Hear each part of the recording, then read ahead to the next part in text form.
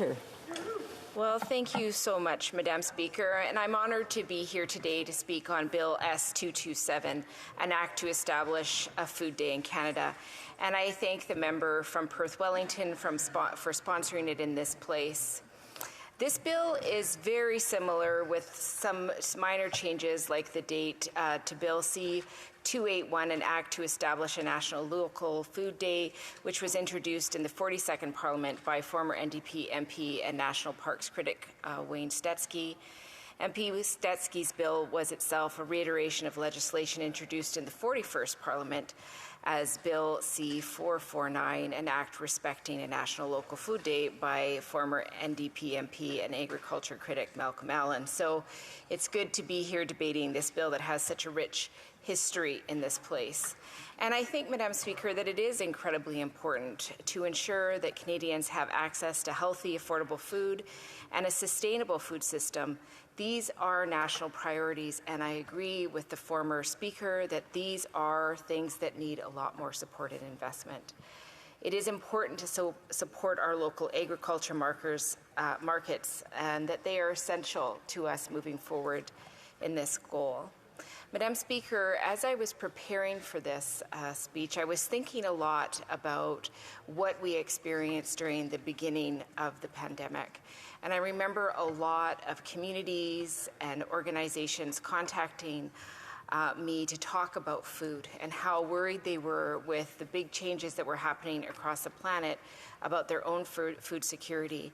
And my riding is just under 60,000 square kilometers. I have a lot of ferries, communities that are on islands that were very concerned. I remember in Alert Bay when they had a COVID outbreak, one of the things that was hard for them is they actually had their butcher get very ill and had to take the 14 days away, and it really made it hard for them to access the meat and protein that they desperately needed.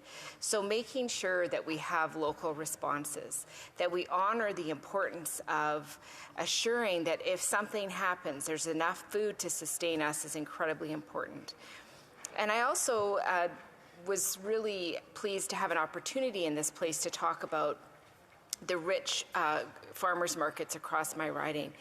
What I find really profound about all of the farmers markets is that they are evolving really quickly and they celebrate locally grown food, which I really appreciate because it means I can go online and I can look at all the resources that our farmers markets bring, and they connect us locally to people who are producing different types of food. The websites are on that one site, and so you can look locally what you can connect to directly. And I think that's really important because when we know who feeds us locally, it means we can access their products. It's good for the environment. It supports local businesses. Madam Speaker, I come from a rural and remote riding. Keeping money in our region is incredibly important, and these folks are working really hard. So I appreciate how it connects us to local providers, and it allows us to buy locally to protect not only those local businesses, but our planet.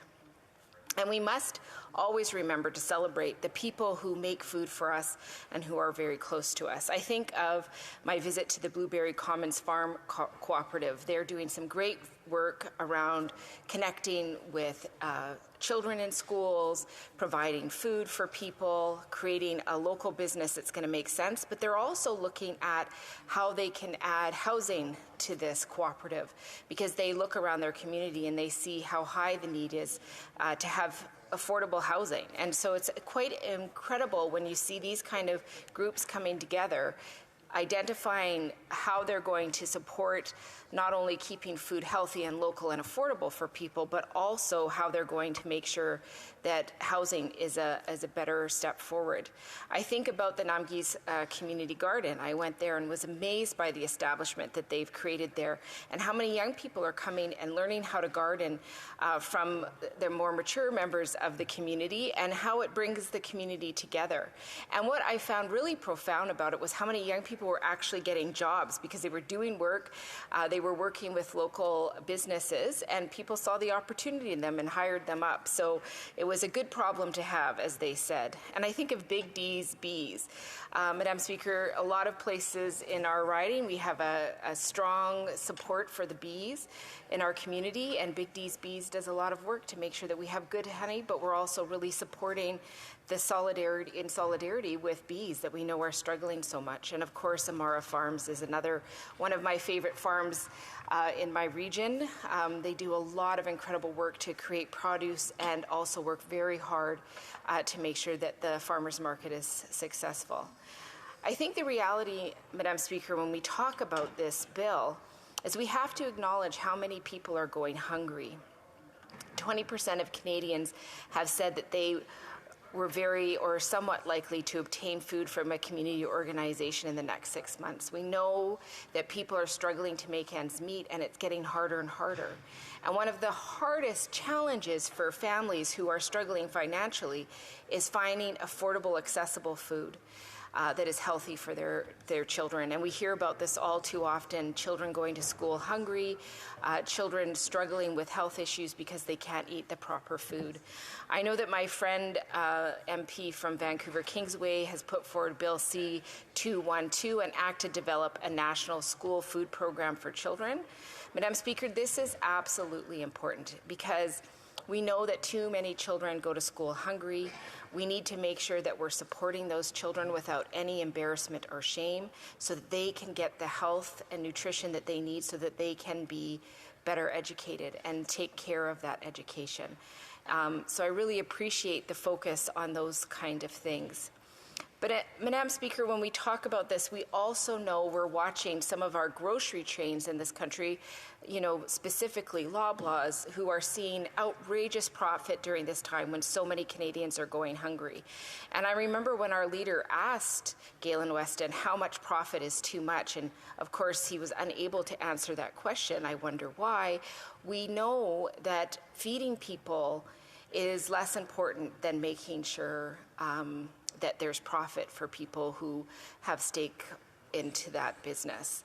So as the cost of food goes up, as we know more and more that food is being shipped across the planet, we need to find ways to look at this and have a more sustainable future that includes healthy food for people, but also includes accessing local food before we go outside, especially when we look at the things like carbon footprint and what that means for us as food travels around the world.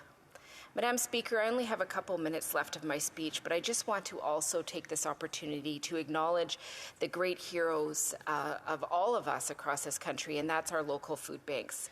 I think about not too long ago, I was in Gold River and I was talking to one of the members of the town council, and she was talking about how the Gold River Food Bank is doing everything it can, but it's getting harder and harder to feed people because so many people are accessing it.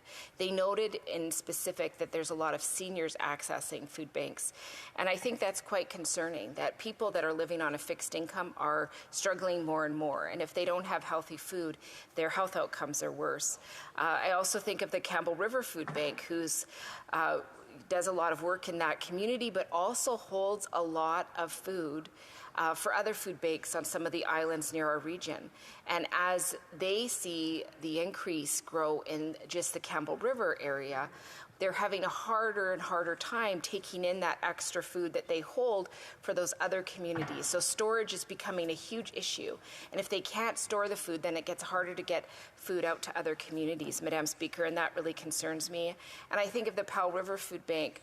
When I went to meet with them, one of the stories that I will never forget was the embarrassment of a wife coming in telling them, please don't tell my husband that I have to come here because we just don't have enough food. I paid all the bills and we have nothing left over.